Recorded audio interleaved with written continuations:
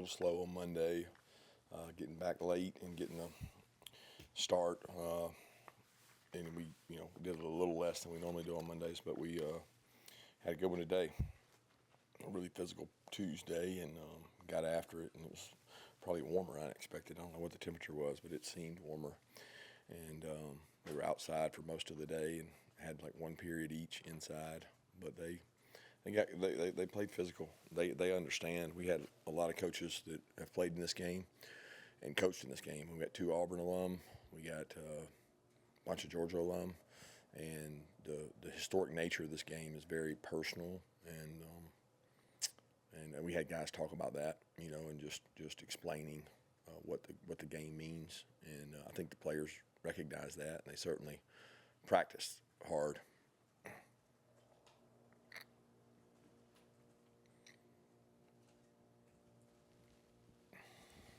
Yeah, Kirby, y'all have talked a lot about eye discipline just in general, and when it comes to defending Auburn, just what are the keys to working on that and being where you need to be going into a game like this, particularly with the linebackers? Well, I mean, to be honest with you, you have eye discipline every game. Like, there's no team that doesn't shift, motion, move, trade a tight end, move this. I mean, it's like football now. Football has become this crazy event of moving people pre-snap to try to gain an advantage, and I don't know where it'll evolve to. It's just continued to, it used to be everybody standing still and hit each other, and now they all move. So, I mean, the eye discipline is extremely important, but it's extremely important every game. I think with Hugh, he does a great job of changing things up, giving you different pictures. They did a tremendous job in the game last year. We had a really good defense, and last year's game has been very important to us in terms of the way he played us, what he did, things off of it, and I mean, it will take great eye discipline to play well against them. Look, people don't misunderstand. They think that you're just coach speak when you talk about Auburn.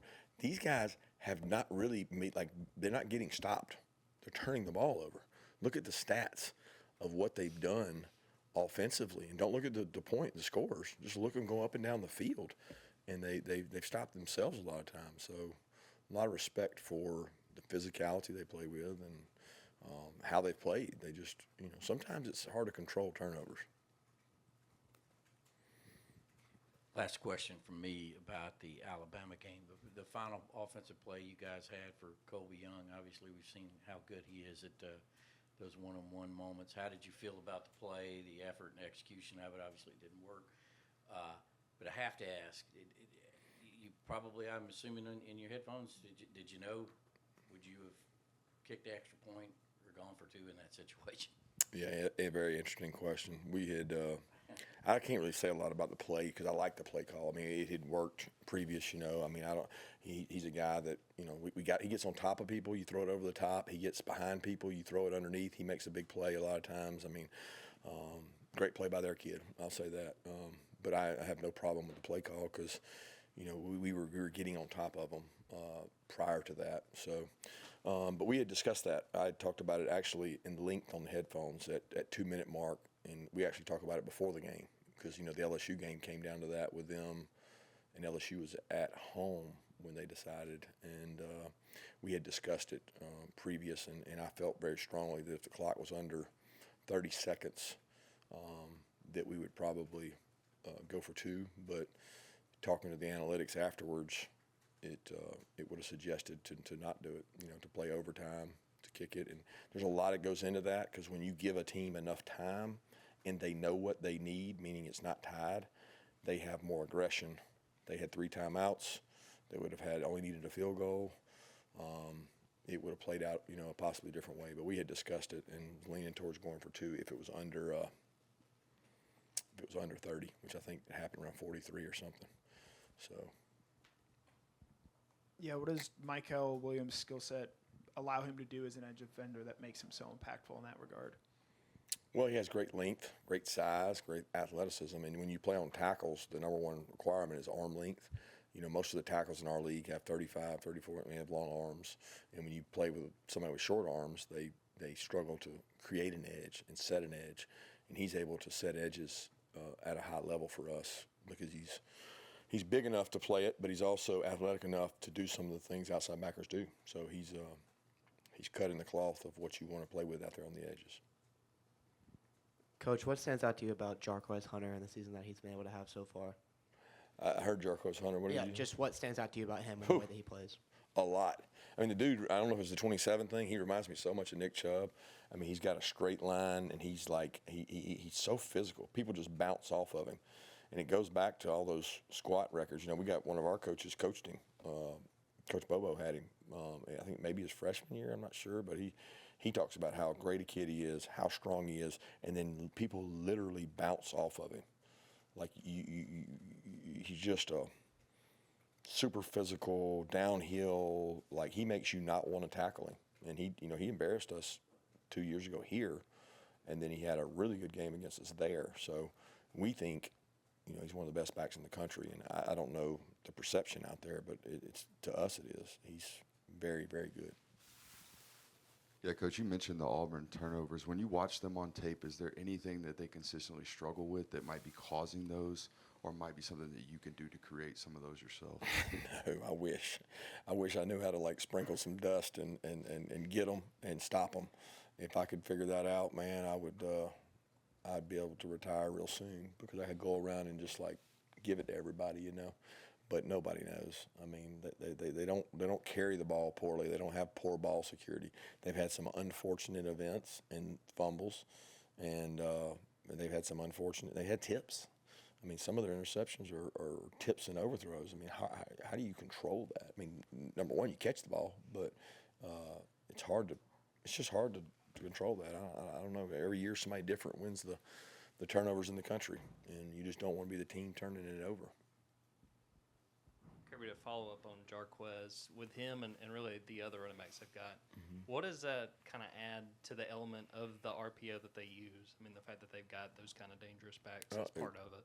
It makes you stop the run, right? Like if you could sit back and play less people in the box and cover all the RPOs, well, you play like a team that you what do you call it, a lower level team, a team you pay. You come in here, they run RPOs, you're like, oh, okay, I can put one less in the box and I can cover these guys and dare you to run it. Well, you can't do that with them. You got to fill the box up. You got to go stop the run, and that's why he does what he does. It puts you in conflict. It's a guaranteed one-on-one matchup that you better have people that can cover people, because if you don't, then they'll expose you.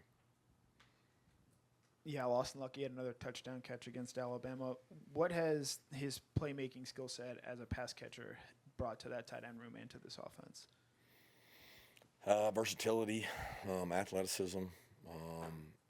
He's really a tough guy. I mean, he's physical, tough, not afraid to get after it, but he's also a good pass receiver. I mean, when you say what has he brought? He's brought the versatility to run or pass, and he's getting better. I mean, he's still young in my eyes. I mean, most times your second year in college is like you're just starting to come out of your shell, and he missed a lot of time last year with the injury. If you think back, I think it was this game that he was just coming back in with the tightrope, so he's really a year removed from that. And, the sky's the limit. Lawson can be really good. He keeps getting better. I like his confidence, and I like his leadership and his mindset. He's got a toughness mindset. Another tight end question, Kirby. Ben Yurosek, what's been his biggest adjustment he's had to make since coming from Stanford over here? I don't really know that, because I never asked him that. That'd be a good question if you asked him that. I don't know the comparison. I know the speed of the game is really fast here. I can't say that that's the biggest difference. I think he would have to answer that. When you talk about having people talk to the team about Auburn, are these the coaches on your staff, or you have special guests come in, and why is that important? No, it's us.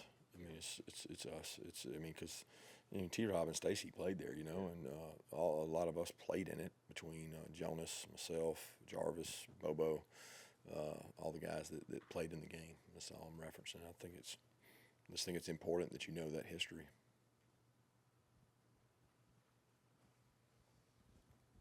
Yeah, how has Ellis Robinson been developing for you guys during practice? Ellis is getting better. He works his tail off. We've tried to find roles for him on special teams. He's continuing to grow. He practices with the twos all practices and goes one-on-one reps and gets better. He's a good tackler. He's physical at the line of scrimmage. Does a good job with his hands. Good job with ball location, like getting balls down. But he's continuing to challenge those other guys, and we've had those guys this week all getting lots of reps and competing. Coach, another DB question. Where have you seen Daniel Harris get better this season? How do you think he looked in coverage on Saturday? Well, he had opportunities. He does a good job at the line of scrimmage. He had a really good play on 4th and 1 where he came and closed and helped set an edge on the stop we had on them on 4th and 1. Daniel continues to grow and mature. He's 193 pounds now, and that's a big corner. And he doesn't even look 193. He could be 200 pounds easily because he's so long. But his practice habits have improved the most, and I've challenged him to say, if you could practice every day, and I tell them all the time, what would Kamari do? What would Kamari do? And they probably get sick of hearing it, and comparison is the thief of joy. But Kamari's such a great practice player and walkthrough player that, we have clips of him doing things in practice and walkthrough that we want them to emulate. And, he, Julio, and Dalen and all those guys, they got to practice very intentional and stay focused, and it helps them play better. Looking at the matchup with Auburn's offense, what do you want to see from your defense on Saturday? What does success for the defense look like to you? Stops. I mean, that's what it looks like. They're hard to stop, guys. I mean, everybody's gonna say I'm crazy, but they're physical. They got good scheme, good plays, experienced quarterback, talented wideouts, great backs. I mean, the tight ends they got played forever. Those guys have been there playing football forever, so it's not like the moment's too big for them, or they don't. Experience is value in our league, and they got tremendous experience. But I mean, what looks good is punts. That's what looks good. Coach, again, when you talk about bringing speakers and remind the players, what the rivalry means and everything, do you think players today are aware of that kind of thing? Less than, like, say, when you played, back in the late 90s, were y'all more aware of what these rivalries were, what they meant, where you didn't have to have this kind of reminding? Oh, we still had them. I mean, we had history lessons. We had coaches that told us the history of every game. I mean, we had them. I knew them because I grew up in a football family and loved football. All I did was watch football, but that's not what these kids do today. I don't think these kids know as much. I mean, they don't watch football. A lot of them. They play it, but they don't watch it. They don't know. And you ask them, who's your favorite NFL team? I don't know. Who's your favorite college team? They got more things to do. They got more attention options. They're going to be on their phone looking at social media and doing whatever. They're not going to watch. It's just not what they do anymore. So I think it's important to make sure they understand. Career high number of snaps for Cash on Saturday. Just what has he done to continue to earn a role in this offense? What hasn't he done? He does everything he's asked. He competes. He practices at a high level. He earns what he gets. And matter of fact, he's probably earned more than he's gotten. But it was his kind of game. He's really good at pass pro. He's really physical at pass pro. He's really good at route running. He understands leverages. He's been in our system a long time.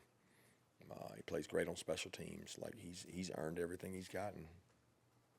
Got time for one more question. Anybody? Obviously, you guys have done a good job of trying to get Dylan Bell touches the last couple of years. What's his development as a receiver been? Obviously, he made a big play towards the end. I think he's gotten a lot better so wide out. I think Coley and Mike have done a good job taking what B-Mac did and transitioning that into more. And he's a very just great young man. He's from a great high school over in Houston. He's got great mom. Brother plays, I think at Notre Dame. He's just a great kid, and he works so hard. He's developed. I mean, he was a high school running back and could probably play running back. He did for us, but he's developed and gotten better at route running, and his hard work has really, really paid off for him. So I'm just proud of what he's done and the opportunities he's gotten. He's taken advantage of, and we got to try to find more opportunities for a guy like him.